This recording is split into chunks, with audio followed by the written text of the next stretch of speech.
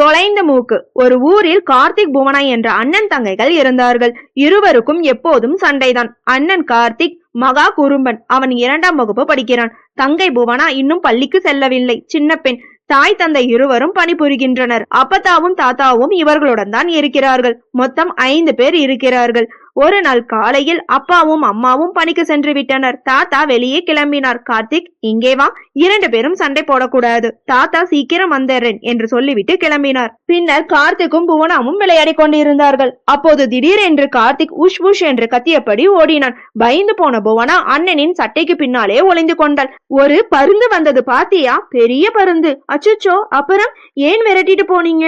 அந்த பருந்து உன் மூக்கை கடிச்சு எடுத்துட்டு போயிடுச்சு, அதனால் தான் துரத்திட்டு போனேன். ஆனால் அதுக்குள் அது பறந்தே போயிடுச்சு என்று பயன்படுத்தினான். புவனா ஆள ஆரம்பித்து விட்டாள். அம்மா என் மூக்கு, அம்மா என் மூக்கு என்று அழுதபடியே வீட்டுக்கு சென்றாள். அவள் அழுத சத்தத்தை கேட்டு அக்கம் பக்கம் உள்ளவர்கள் அனைவரும் பயந்து விட்டனர்.